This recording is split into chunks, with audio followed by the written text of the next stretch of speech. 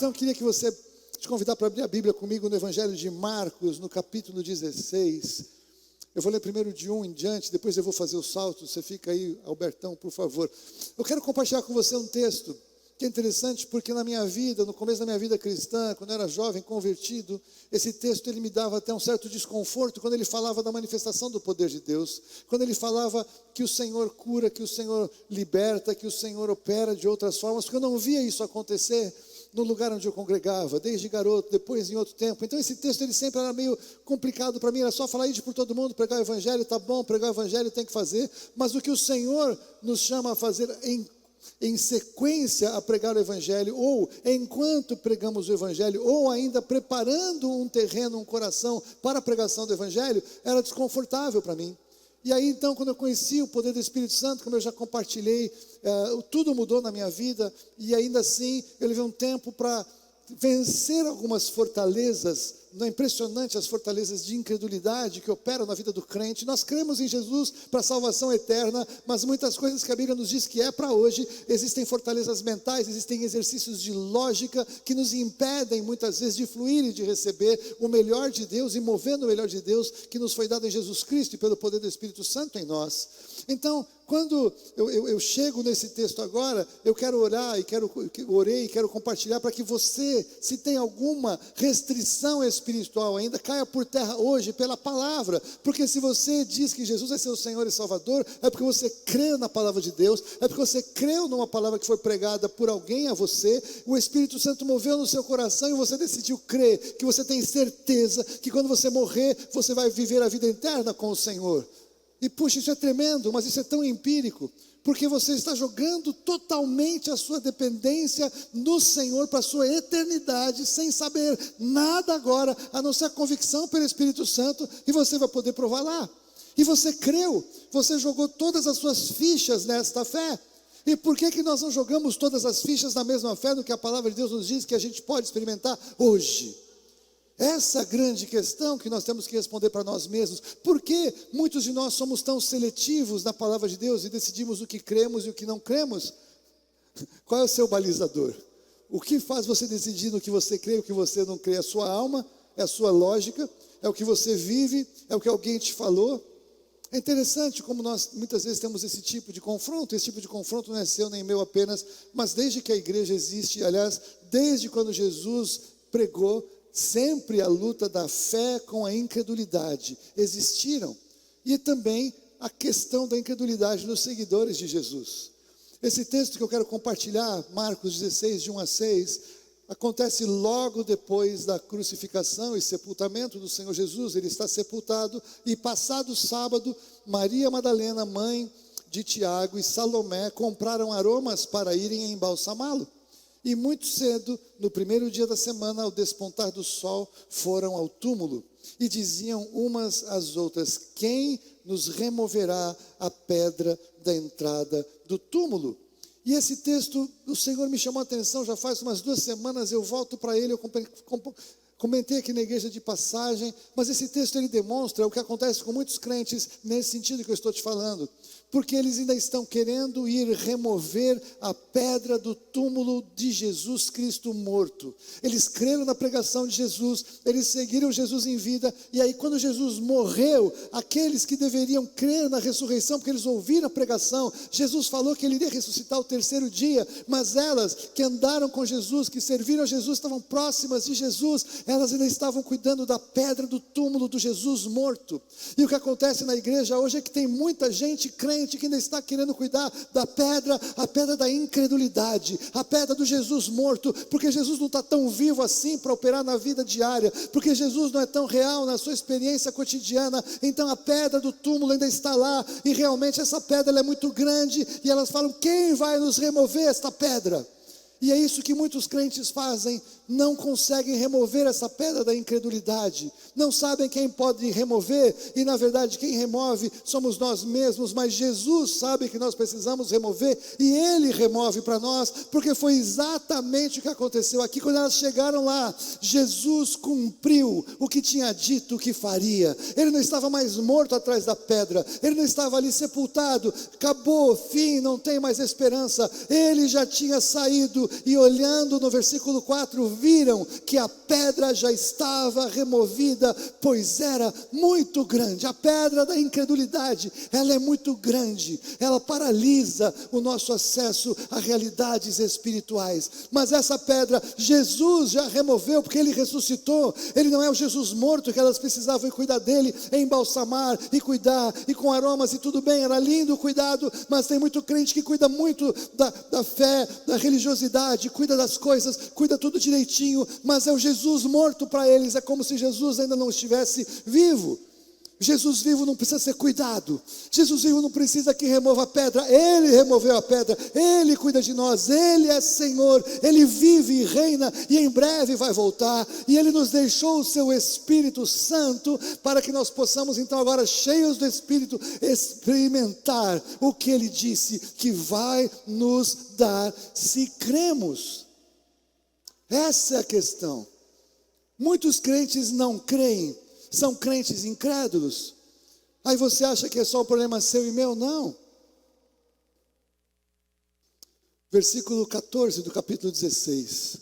Então veja, Jesus, Ele falou com Maria Madalena, falou com Maria, mãe de Tiago, e falou: vão dizer para os discípulos que eu ressuscitei. Então, as primeiras pessoas que foram missionárias de Jesus não foram homens, foram mulheres. Louvado seja o nome do Senhor.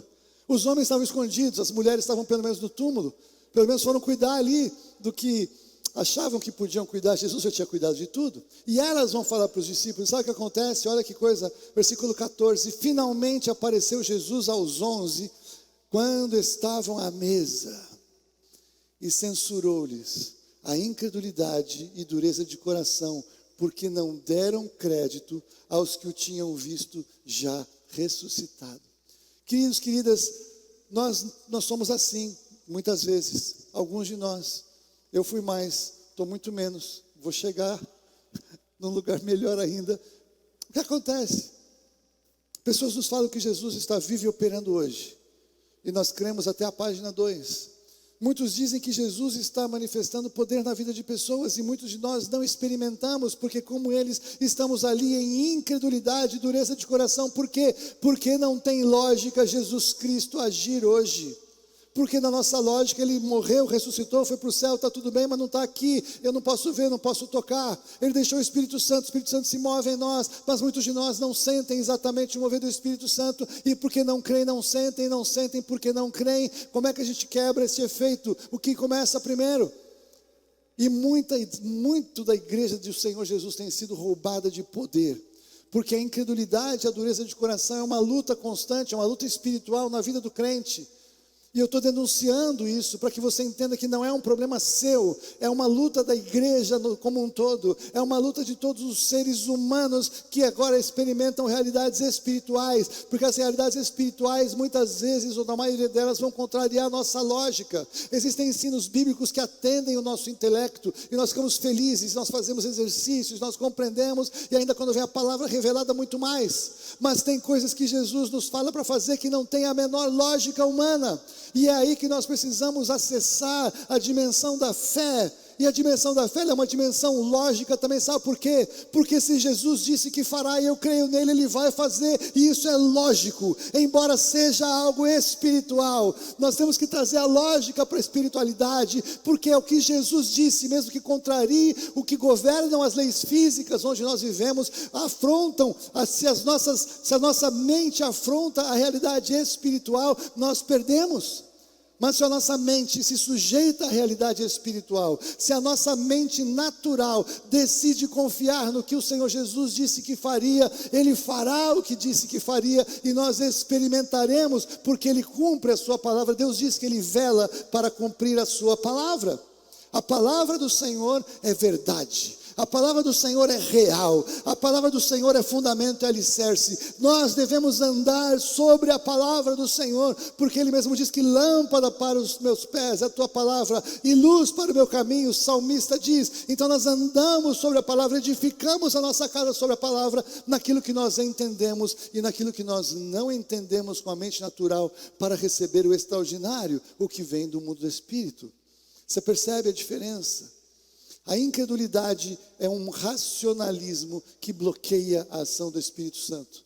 Sem fé nós não veremos as coisas. Jesus, ele fala para Tomé nessa sequência, você vê lá depois nos outros textos, nos outros evangelhos, ele diz, porque você viu, você creu? Mais bem-aventurados aqueles que não viram e creram. Nós somos mais bem-aventurados do que Tomé, porque nós não vimos Jesus, mas nós cremos. Mas isso se aplica a realidades espirituais, o poder da oração, o poder de nós estabelecermos as promessas do Senhor pela fé. E aí sim eu quero avançar para o texto que eu quero compartilhar com mais tranquilidade aqui. Quando Jesus comissiona os discípulos, no versículo 15, ide por todo mundo e pregar o evangelho a toda criatura, fazer discípulos e tudo mais. Esta parte, todas as igrejas de Jesus abraçam. Todas elas creem que é verdade. Todas elas creem que é a missão da igreja, a grande comissão da igreja. É um texto clássico, quando a gente recebe visita de missionários, quando a gente está envolvido com o pessoal de missões. Esse texto ele é fundamental, ele é pedra, né, preciosa. Mas tem uma sequência que muitos param ali e não continuam. E eu quero falar desses que param ali, porque eu era um desses que parava ali. E nós como igreja, você que sabe, nós estamos vivendo uma mudança espiritual nesses últimos tempos, louvado seja o nome do Senhor, porque nós começamos a ensinar e enfatizar e vivenciar que o Espírito Santo de Deus, que Jesus aqui na sequência disse que nos seria dado, o poder dele estaria sobre nós, e nós faríamos uma série de coisas, começaram a acontecer com mais liberdade no nosso meio, porque as pessoas que têm vindo nas quartas-feiras já vêm na expectativa de fé, muitas já venceram a barreira da incredulidade ou da dúvida, e estão experimentando o poder de Deus. Nós estamos experimentando, eu estou voltando a lugares onde eu já estive na minha vida espiritual, então o poder do Senhor está sendo liberado aqui na igreja já, nas nossas orações, nas palavras proféticas, nas ministrações. Nós temos vivido coisas tremendas aqui, e eu sou grato a Deus por isso, porque isso que nós estamos vendo, que já parece extraordinário para muitos, é só o começo. Eu creio que é só o começo do que Deus está fazendo. Então nas terças-feiras eu quero justamente focar nisso, para você que entendeu o meu convite. Mas para hoje eu quero falar o quê? Sinais. O que Jesus diz? Estes sinais hão de acompanhar aqueles que creem.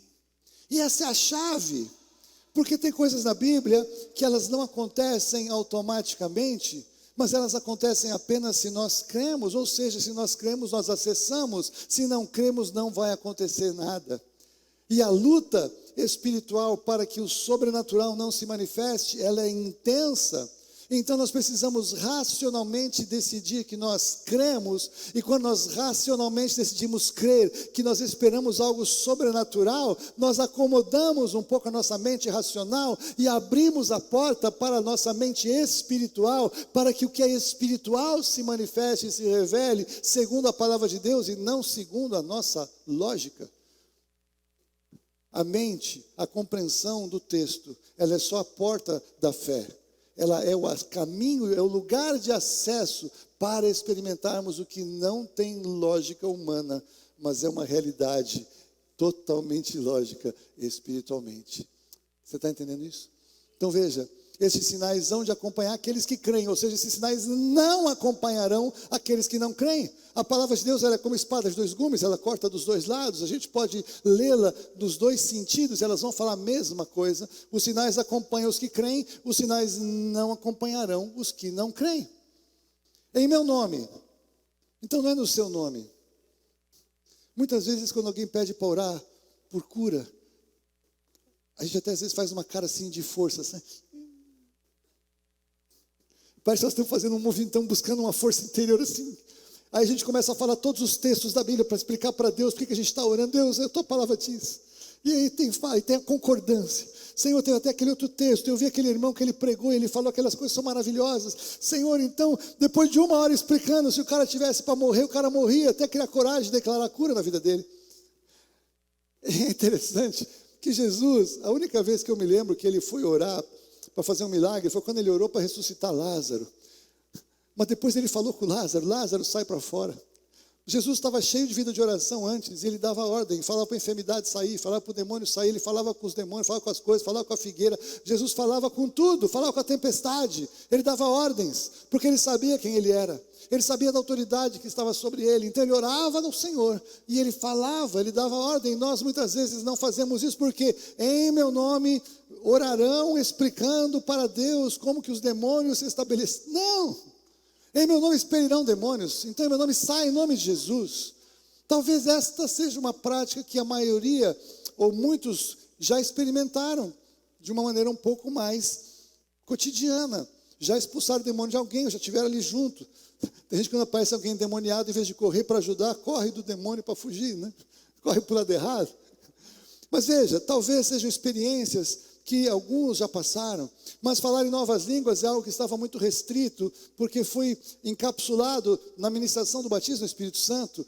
Passar a orar em línguas quando é batizado no Espírito Santo, isso virou doutrina em algumas igrejas e outras não. Você quiser saber o que eu creio sobre isso, falei na semana passada, acessa aí o vídeo da semana passada, eu falei da palavra e do poder. Jesus disse: errais em não conhecer as Escrituras e o poder de Deus. Tudo junto, é o mesmo Espírito Santo que escreveu a palavra, é o mesmo Espírito Santo da palavra que vai validar as experiências sobrenaturais, ele é a referência. E então, é necessário experimentar o batismo do Espírito Santo depois que é salvo, e eu não vou falar isso agora, vai lá no vídeo, passa lá, legal. Bom, então em meu nome, expelhão demônios, falarão novas línguas.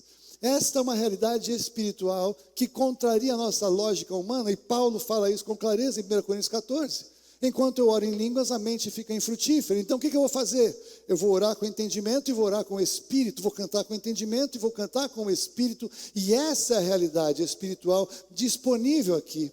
Estamos falando sobre isso às quartas-feiras, eu não vou gastar esse tempo aqui agora.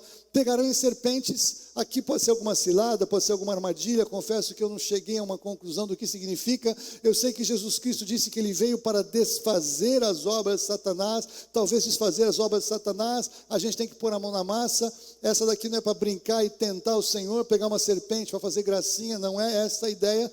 Paulo, quando ele estava na ilha do naufrágio, ele foi ajeitar a lenha e uma serpente, uma víbora se enrolou na mão dele e o mordeu, e não aconteceu nada, louvado seja o nome do Senhor. Eu creio que situações assim podem ser, mas aqui, se de alguma coisa mortífera beberem não lhes fará mal, então aqui diz respeito muito aos dias em que nós estamos vivendo. Muitos de nós não sabemos mais o que estamos comendo, sementes geneticamente modificadas, alimentos modificados, alimentos misturados, alimentos mentirosos, nós nem sabemos mais o que fazer, consagrados. O que nós fazemos? Oramos, abençoamos e comemos em nome de Jesus. Porque o Senhor guarda, o Senhor nos protege, Ele nos promete, e então nós oramos e consagramos. Paulo fala isso até, o Paulo ele era capaz de comer alimentos nos lugares mais estranhos, ele não tinha problema com aquilo, ele só não comia quando ele não queria escandalizar um irmão mais fraco na fé. Mas o que eu quero falar aqui? Se impuserem as mãos sobre enfermos, eles ficarão curados. E aqui é onde nós lidamos com mais lutas, com mais questionamentos, com mais incredulidade. Eu lembro aqui na plataforma algumas vezes que Deus já trouxe irmãos que têm dons de cura, porque tem pessoas que têm dons de curar. 1 Coríntios capítulo 12 é diferente, já tem o dom que manifesta, mas todos nós podemos orar por cura, todos nós que somos discípulos do Senhor Jesus, podemos exercer a nossa fé, e podemos até descobrir se temos esse dom em nós. Então o que a palavra nos diz que nós devemos fazer? Impor mãos sobre enfermos e eles ficarão curados. Quem são esses? Os que vão por todo mundo e pregam o evangelho a toda criatura, os que batizam em nome do Senhor Jesus. Na sequência, todos nós fomos enviados como aqueles discípulos foram, como os irmãos da igreja inicial, a igreja primitiva foram. Então o que acontece? Impor as mãos sobre enfermos e eles ficarem curados é totalmente contra a lógica. Tem lugares que prendem crentes por charlatanismo e curandeirismo, quando oram e alguém é curado. Tudo bem, porque tem os picaretas que fazem disso uma matéria de engano e de tomar dinheiro, de incautos, não é disso que eu estou falando. Estou falando de efetivamente liberar o poder de Deus para curar um enfermo, e aqui a coisa começa a mudar. Esse é o chamado do Senhor como uma manifestação da presença dEle, do poder dEle. Nós precisamos então decidir crer, e se nós cremos, os sinais nos acompanharão. A declaração de uma palavra de saúde e cura, ela é uma palavra bíblica, que não diz respeito a você e a mim, mas diz respeito ao Senhor. Quando Pedro e João, eles chegam no templo, na porta do templo de Formosa, ele tem aquele paralítico, e ele pede uma ajuda, e eles falam para ele, não tenho prata nem ouro, mas o que tenho, te dou. Em nome de Jesus, levanta e anda. Aleluia. E aí todo mundo fala, foram os caras, eles queriam... Gente, vocês estão achando que eles rasgam? Não fomos nós não temos isso. Não tem lógica vocês acharem que fomos nós. Não tem lógica nós acharmos que fomos nós. É totalmente lógico eu saber que foi o poder de Deus. E isso é sobrenatural, mas é lógico. Por que nós temos permitido que a nossa mente racional seja organizada e fundamentada em lógica contrária à palavra de Deus, nós que dizemos crer na palavra de Deus?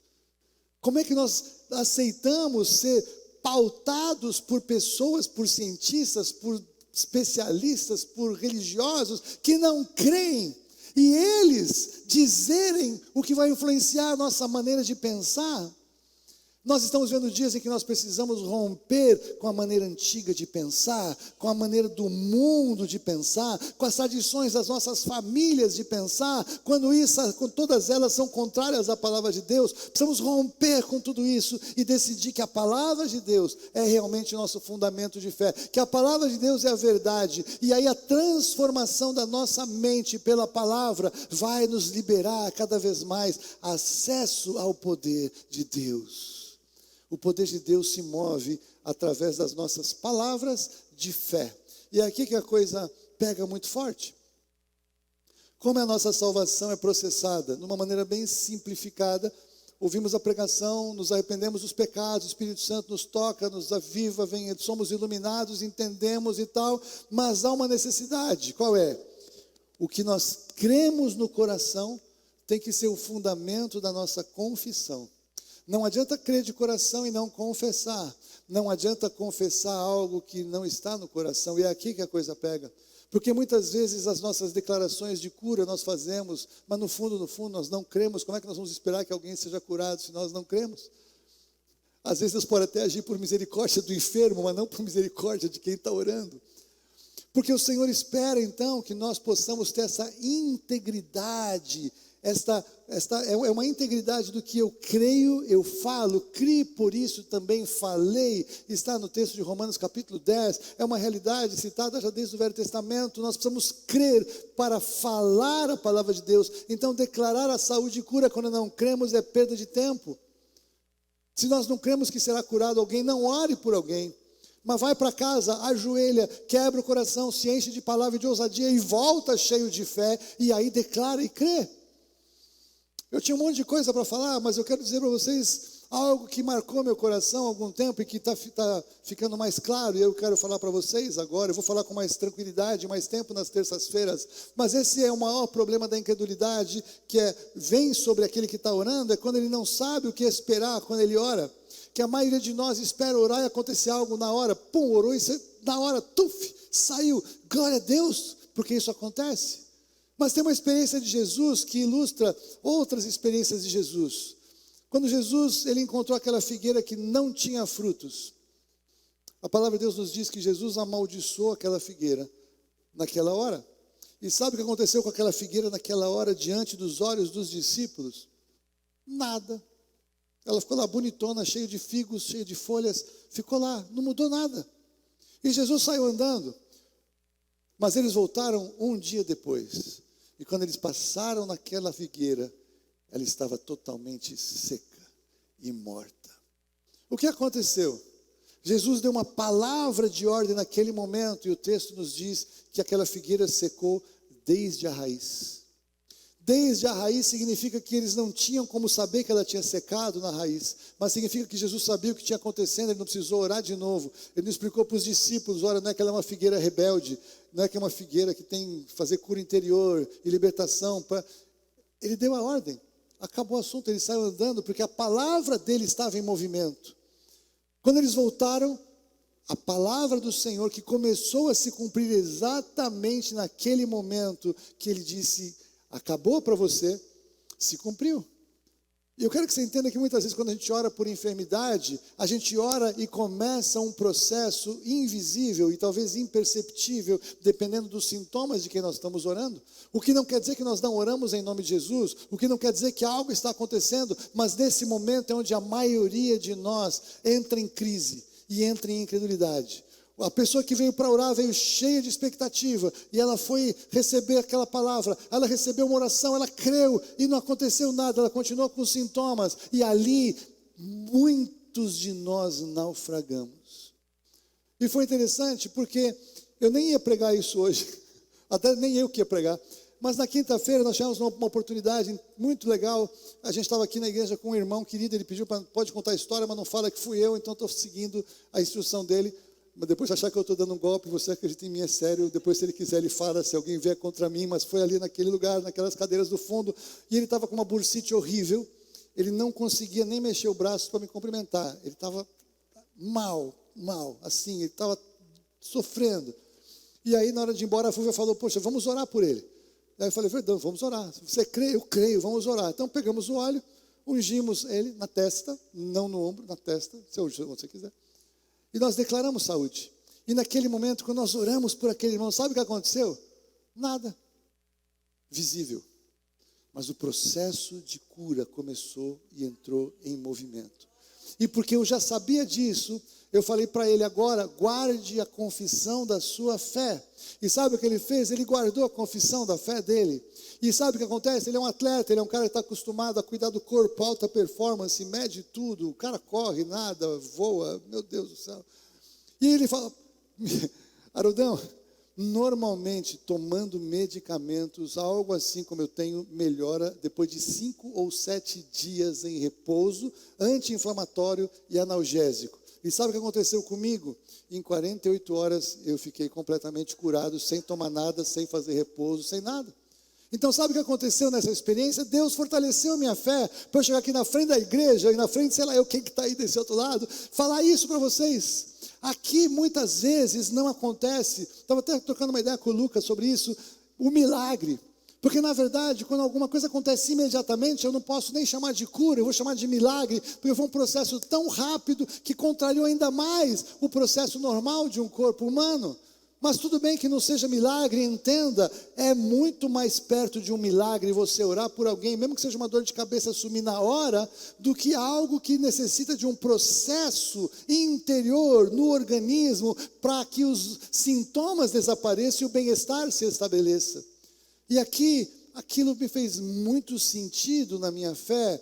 Eu vou falar sobre isso um pouco mais nas terças-feiras, a partir de agora, mas entenda, se você está cheio de fé, e você creu na oração, se você creu quando você recebeu uma oração de cura, mesmo que aparentemente não tenha acontecido nada, continue confessando a sua cura, porque muitas vezes um processo de cura foi posto em movimento. Quando que eu posso falar isso? Mas Jesus, leia os 10 leprosos. Quando Jesus declarou a cura dos 10 leprosos, sabe quantos foram curados naquele momento? Todos. Sabe para quantos a lepra desapareceu? Nenhum. Eles saíram de lá ainda com o corpo cheio de lepra e tinham que ir em direção ao sacerdote para se apresentar, porque o sacerdote era o que dava o aval de que eles tinham sido curados. Então Jesus curou os 10, mas ele não fez um milagre de fazer a lepra desaparecer imediatamente. Eles saíram de lá aparentemente leprosos, e no caminho até o sacerdote, aquela palavra de Jesus iria se cumprir.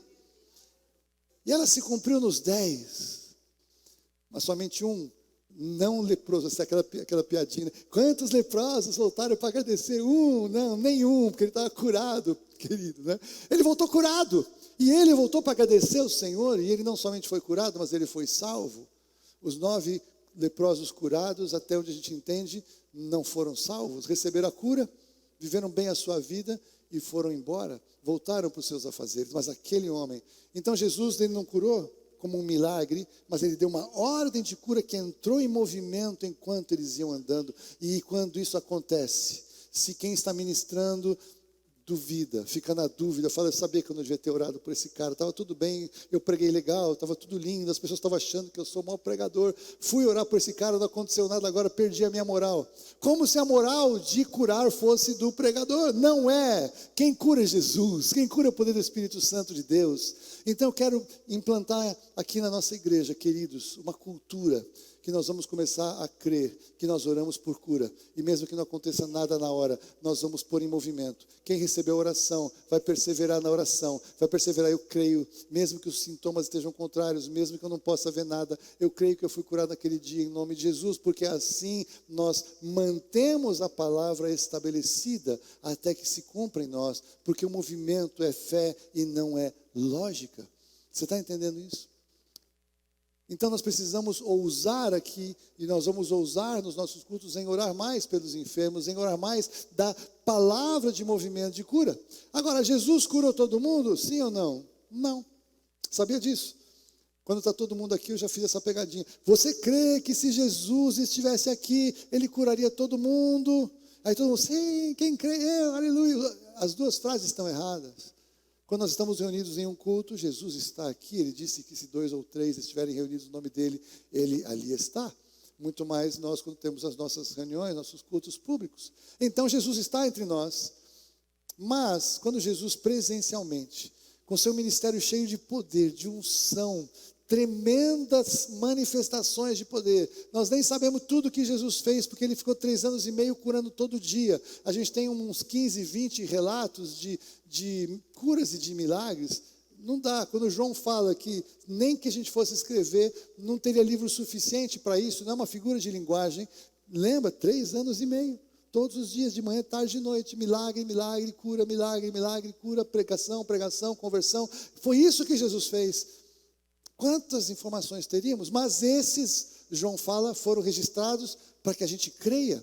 Então os milagres de Jesus que estão relatados são provavelmente milagres que demonstram a classe de milagres semelhantes a essa, várias formas, vários aspectos, para nos dar ideia do poder do ministério de Jesus. Mas o Jesus então, cheio de poder, cheio de unção, ele vai para Nazaré, lugar onde ele tinha crescido, por isso que ele era Jesus, o Nazareno, e a turma fala, mas quem que é esse? Esse aqui não é aquele filho do José? Não é ele filho do carpinteiro? Não é ele irmão aqui? A gente conhece aqui os seus irmãos e as suas irmãs? Ou seja, Jesus não é filho de Deus. Essa que era a cultura daquele lugar. Eles não reconheceram Jesus como filho de Deus, mas como um filho natural de José.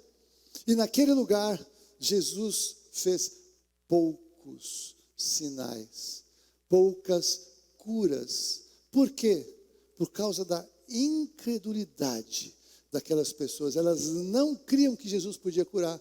Algumas poucas pessoas que estavam naquele lugar venceram essa opressão de incredulidade, porque romperam, receberam a cura.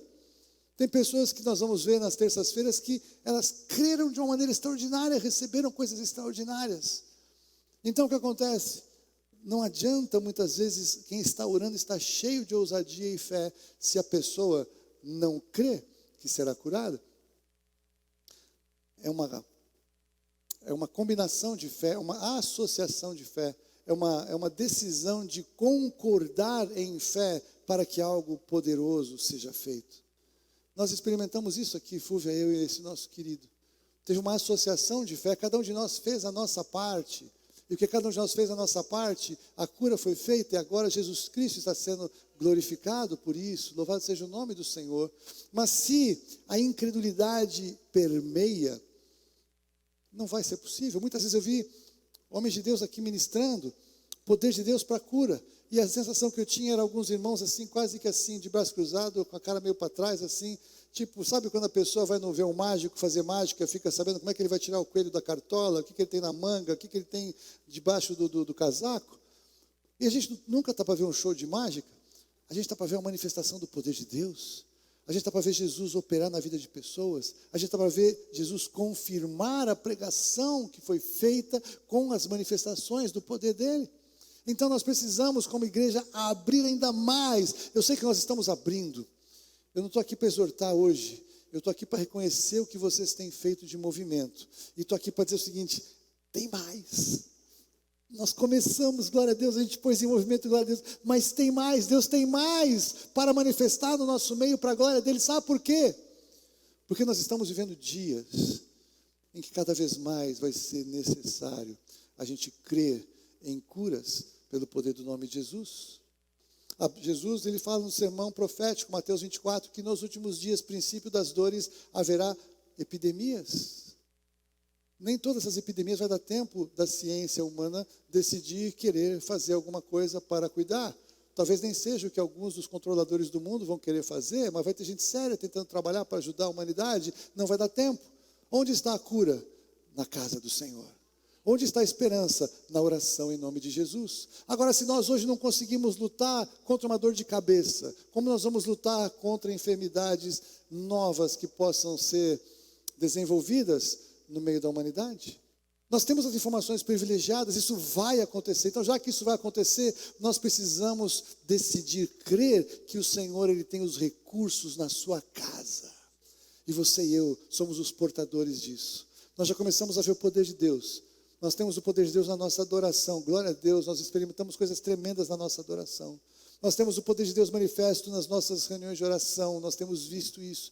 Nas ministrações, nós temos visto isso. Estamos num crescendo, e eu quero trazer para você agora o seguinte: quando você tiver alguma dor, alguma coisa, algum problema, antes de tomar um remédio, em nome de Jesus, vá orar.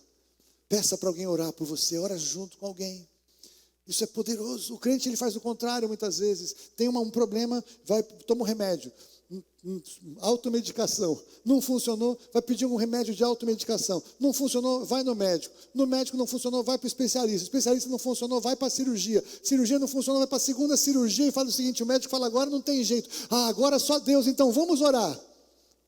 Deus, ele é a última opção, e até porque o cara no fundo está com medo de morrer agora e não encontrar ninguém do outro lado, porque não creu em Deus antes. Nós temos que orar no começo. Nós temos que decidir orar no começo. Depois, se a coisa não andou, vai procurar o médico, vai fazer. Mas dá a oportunidade de você sair impactado com o poder de Deus. Impactado com a unção do Espírito Santo. Feliz, porque o Evangelho é a verdade, não somente para a eternidade, mas para a vida diária. Começa com uma dor de cabeça. Sempre falo, uma azia. Começa com uma gripe. Começa com alguma coisa simples. A oração, mesmo que não tenha ninguém para orar com você, eu vou falar sobre isso terça. Sabe o que faz? O que aquela mulher do fluxo de sangue fez? Se eu tão somente tocar nas vestes de Jesus, eu vou ser curado. Querido, ela tinha gasto toda a grana dela com o médico. Ela estava 18 anos naquilo, ela agora decidiu crer em Jesus. E o que ela decidiu crer em Jesus foi poderoso. A gente conhece a história dela. Dor de cabeça, eu vou tocar na veste de Jesus, e a minha dor de cabeça que não é minha, a dor de cabeça que está contra mim, vai cair agora em nome de Jesus. Até quando você ora? Até a dor de cabeça ir embora. Até acabar. Porque quando você toma um remédio errado, você vai tomar um segundo, e talvez um terceiro, porque os remédios não surtiram efeito, mas orar um pouco a mais ninguém quer. E aí perde a bênção, perde o exercício de fé. E o que acontece então? Se impuserem as mãos sobre os enfermos, eles ficarão curados. De fato, o Senhor Jesus, depois de lhes ter falado, foi recebido no céu, assentou-se à destra de Deus, que é onde ele está até agora, já está arrumando tudo para descer, já. Então, eles, os discípulos, tendo partido, pregaram por toda parte, cooperando com eles o Senhor e confirmando a palavra por meio de sinais que se seguiam. Querido, sabe o que eu estou fazendo hoje?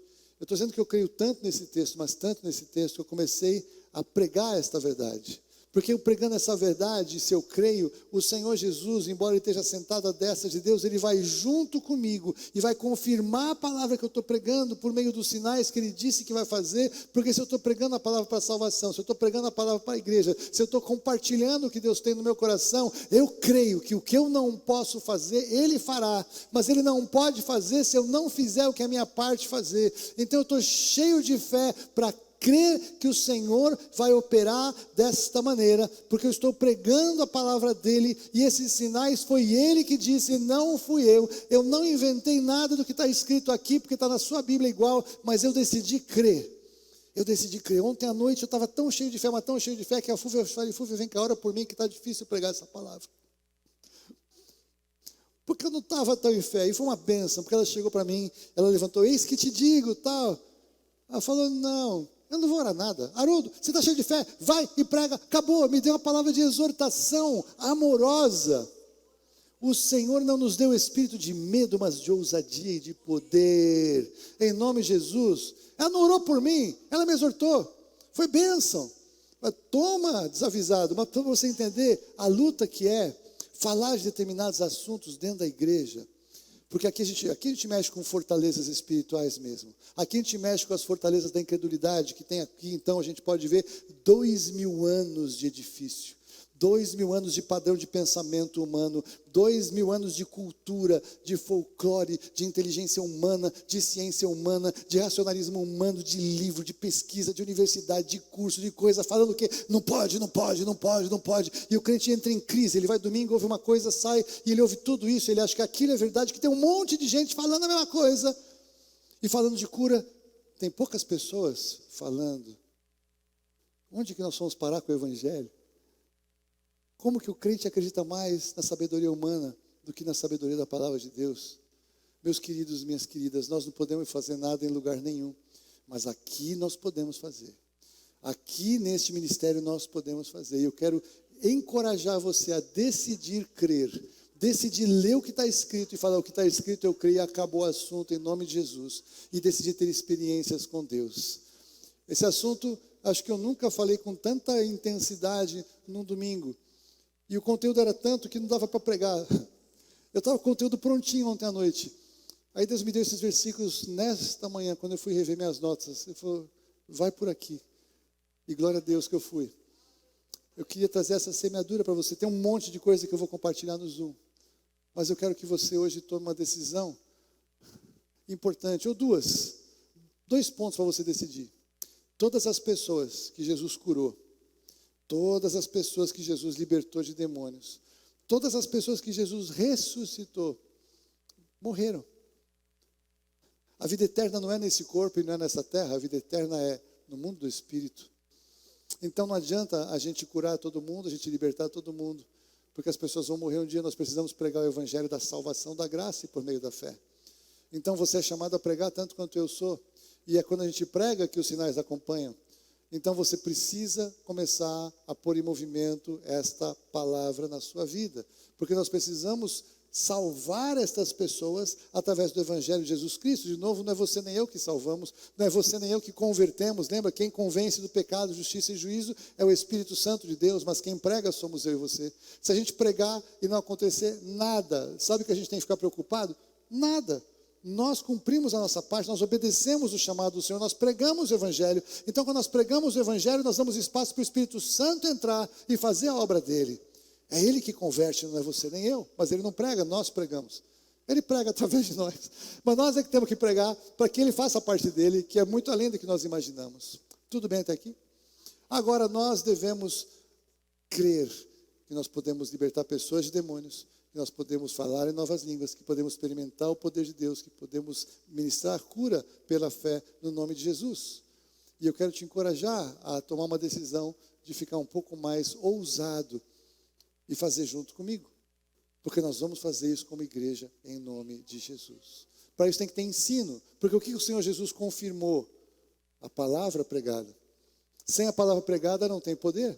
É que nem a salvação, não tem salvação sem palavra pregada. Mas quando a palavra pregada tem que crer e confessar, crer e dar voz à palavra, crer e declarar que isso é verdade. Não adianta ficar escondido, Senhor, cura. tem que levantar e falar, em nome de Jesus, e liberar a palavra. Nós temos que entender o ensino que há na palavra de Deus sobre cura. E é isso que eu quero dividir com vocês. Mas começo hoje. Você ouviu uma pregação da palavra.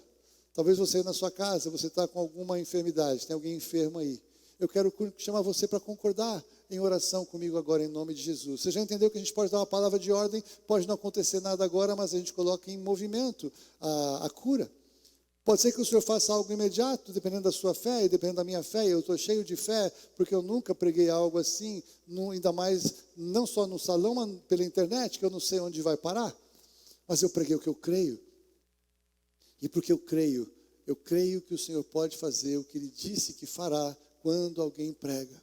Eu creio que sinais do Senhor podem sair agora deste lugar, através da minha boca, na sua vida, se você concordar comigo aí onde você está. Então eu oro nesse momento, para que o Santo Espírito de Deus visite as nossas vidas. Eu oro em nome de Jesus para que a palavra pregada possa clarear o seu entendimento, possa clarear as fortalezas, possa derrubar as fortalezas da sua alma, da sua mente. E agora então eu digo em nome de Jesus, seja curado.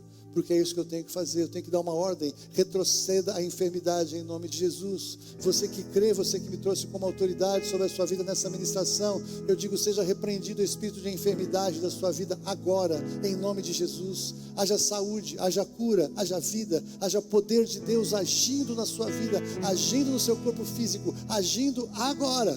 Porque eu creio, e se você crê, nós concordamos em nome de Jesus. Se você sentiu o toque do Espírito Santo, continue confessando esta cura, continue declarando, eu creio que eu fui curado, a ordem foi dada em nome de Jesus, e eu vou experimentar esta vitória na minha vida.